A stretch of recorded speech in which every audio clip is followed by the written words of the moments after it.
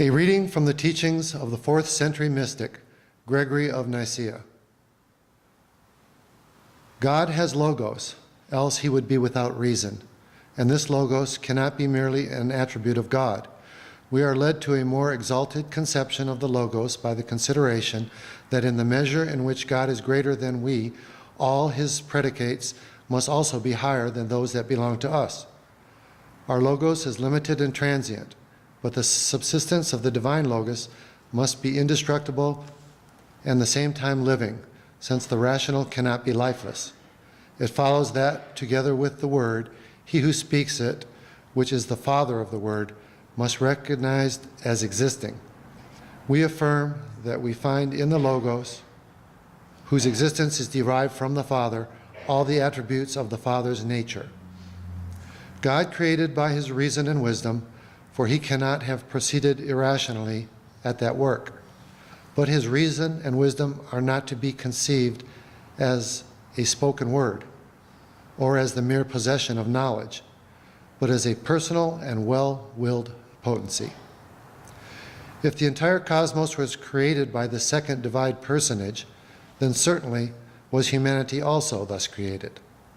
Yet now, because of any necessity, but from superabounding love, that there might exist a being who would participate in the divine perfections. If humans are to be receptive to these perfections, it is necessary that human nature should contain an element akin to God, and in particular, that they should be immortal.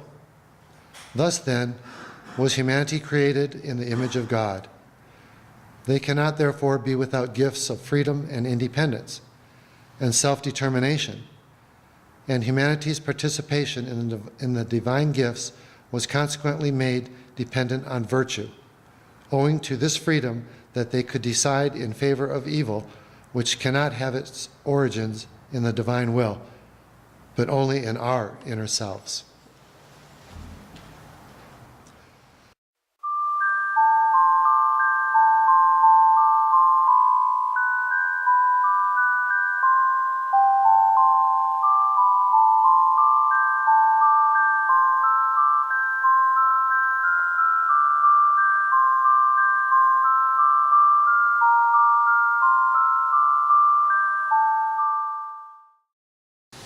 And today's reading is from the prophecy to the races of man, the great day of God.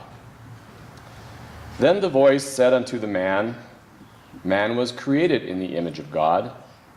Man was given a body of light, immortal and everlasting.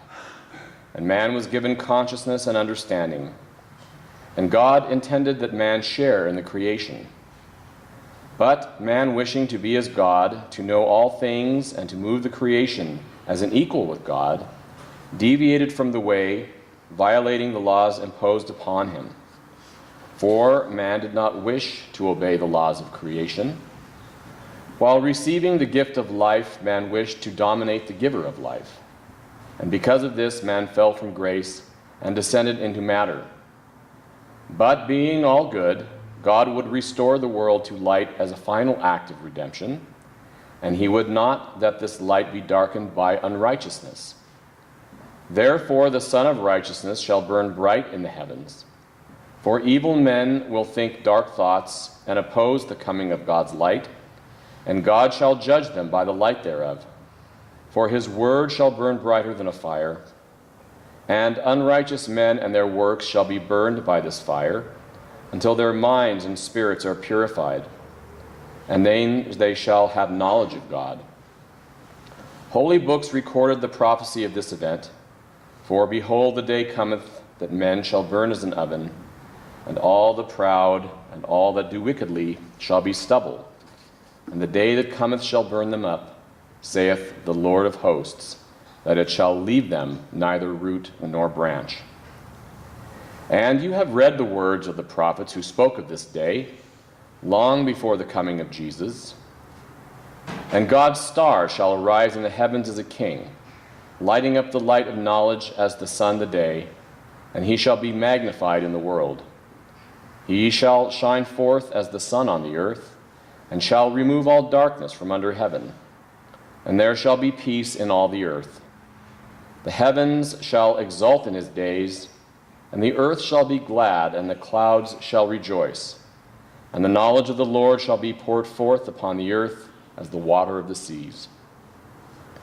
And you have also read, when all creation, visible and invisible, as the Lord created it, shall end, then every man goes to the great judgment, and then all time shall perish, and the years, and henceforward there will be neither months, nor days, nor hours. They will be stuck together and will not be counted. There will be one eon, and all the righteous who shall escape the Lord's great judgment shall be collected in the great eon. For the righteous, the great eon will begin, and they will live eternally. And then too there will be amongst them neither labor, nor sickness, nor humiliation, nor anxiety, nor need, nor violence, nor night, nor darkness, but great light. And the prophets of old said that in the final age God shall judge the lords of the earth, the rulers and leaders of mankind, and all those who turn from the light of his goodness.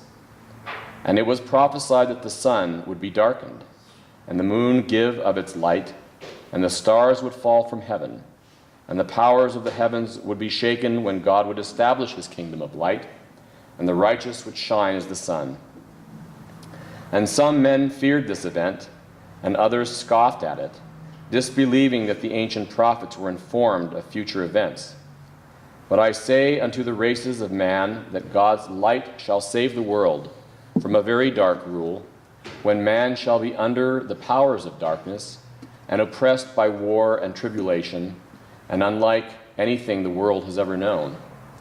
And the coming forth of God's light filled with knowledge and love shall be for the redemption and salvation of the human family. Men shall not be cast into hell and burned with fire, as some have taught, but burned by the great light of God, which shall blind the eyes with its brilliance, and heat the brain with its energy and thoughts.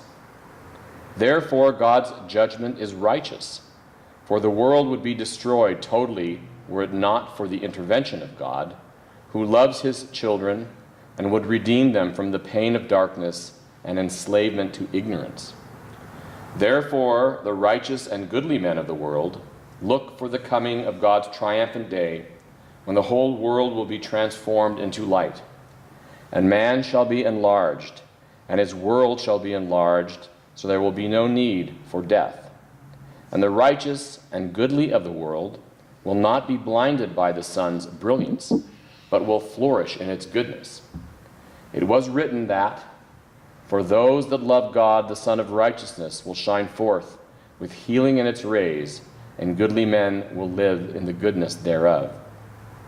And the ancients, knowing of things to come, saw into the future, and by the knowing they validated the events, for no man can see that which has not or will not transpire.